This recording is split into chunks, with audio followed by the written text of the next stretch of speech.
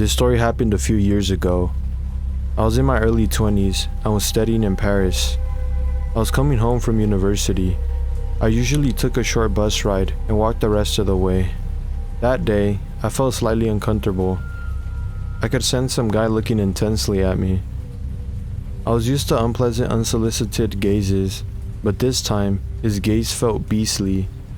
It's hard to explain why, but I felt like a prey being stalked. I decided to get off the bus a few stops early. I wanted to avoid him and didn't want him to see where I usually got off.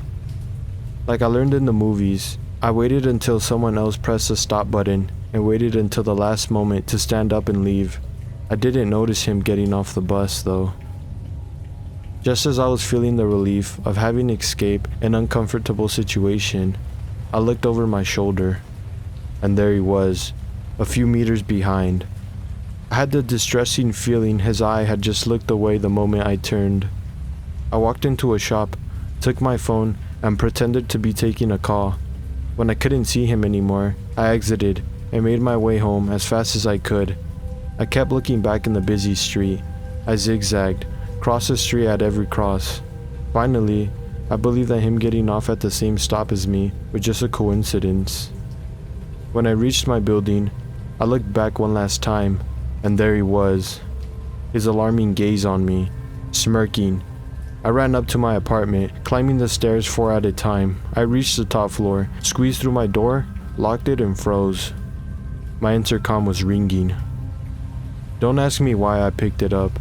I regretted it the moment I did. I could hear the opposite flat intercom ringing as well. He had pressed all the buttons, one by one, hoping someone would open. But now, he knew my name. Gabriel. Oh shit. I felt like a deer in headlights, frozen. Open the door, please, said a pleading voice. I just want to talk to you. Somehow, I couldn't move or speak. Come to the window, he added. Look at me. You'll see. I'm not a bad guy. Something clicked. He wanted to locate my apartment in the building. I was not gonna make that mistake. I hung up, in shock. I waited by the door, without moving, for what seemed like hours. When I finally managed to calm myself, I called my long-distance boyfriend. Call the police, he said immediately. Why didn't I call the police? I don't know. Today would be the first thing I would do. The fear of making a big deal out of something not important, perhaps. What an idiot I was.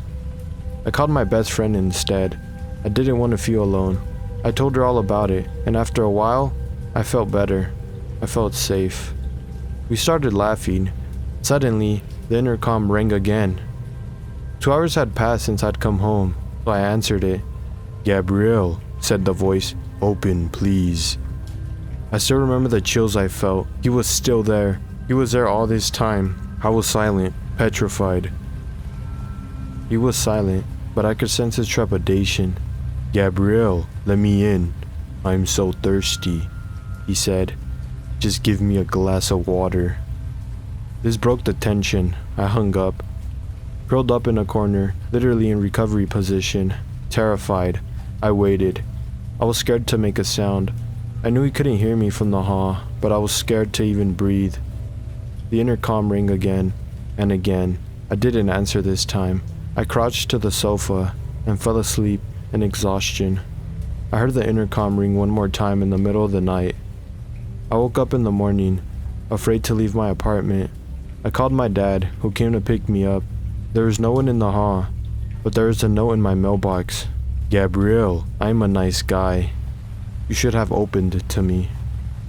We immediately went to the nearest police station. The police listened and of course told me that I should not hesitate to call them. My dad called a locksmith to install digicode on the building door the same day and wrote a message to each of my neighbors asking to not open the door to anyone they didn't expect. My dad sat in the cafe in front of my building with 2 friends every evening for more than a week. After that, I never saw that man again. After this episode, I used a different route to and from uni every day. I kept my phone tightly in my hand and looked back every few meters. I'm still very observing of my surroundings. I never answer the door if I'm not expecting someone.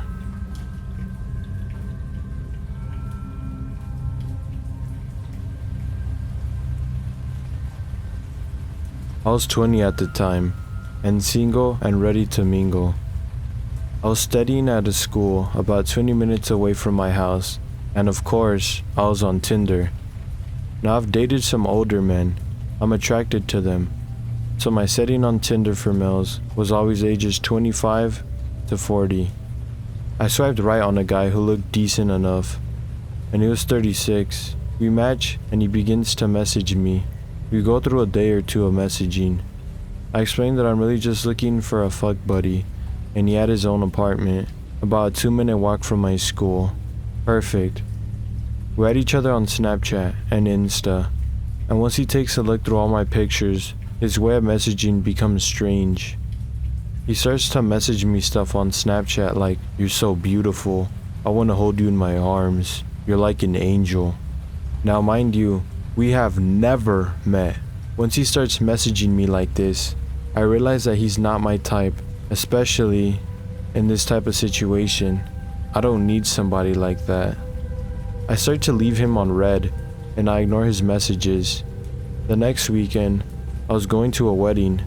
I was dressed up, and of course, I posted a few pictures to my story, which he immediately started commenting on like, "Oh my god, you're beautiful. I miss your touch. I want to feel you in my arms." I ignore him. Have a good time at the wedding, and right before the wedding started, I popped an edible.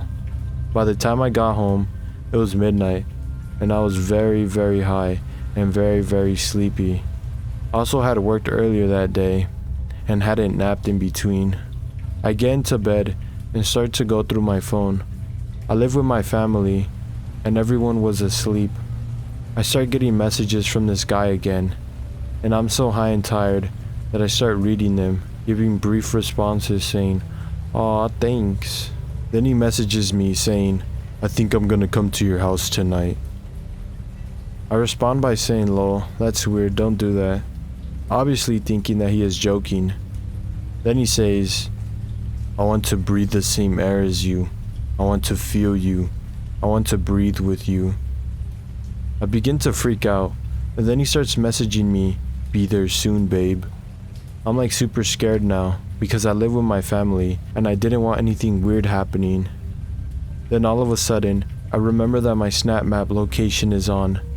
I go into my map, and I see my little Bitmoji in her cute outfit sitting at my house. I quickly turn myself onto ghost mode. Then I see his little Bitmoji, and it's getting closer and closer to my city. I somehow convince myself that he's joking. He's probably on his way to another city near mine, but he's getting closer and closer. It's 1:30 a.m. in the morning now. For the first time in years, I begin to pray. 10 minutes later, I check the Snap Map again. Now even if you're in ghost mode, you can see if you're sharing locations with someone, although the other person can't. When I looked at my map, I was sharing location with him. He was right outside my house. I looked out my window, and there was a car with its lights on. At this point, I'm so freaked out. My heart is inside my throat, my anxiety is through the roof, and I'm still high. I end up passing out and then falling asleep. I wake up in the morning, scared. I check my phone. He had sent a few messages saying, "You have a beautiful street, baby. A beautiful home. Have a good night's sleep, baby." I go into my mom's room to ensure that nothing bad happened, and she was fine. I later went to work, and after work, I went to the police station and spoke to them. They said they couldn't do anything unless he tried to come over again, and that's when I would call the police. I went home, and for a few days I got no messages. And then at 5 a.m. on the following Tuesday, I got a message. "Even though I drove all the way to your house to breathe the same air as you, you have still not messaged me. I'm not desperate as I seem. If you ever want this, let me know." Since then, I've heard from him once or twice, but I eventually blocked him. I didn't block him from the start because he knew where my house was. I was scared that if he couldn't get a hold of me, he would show up.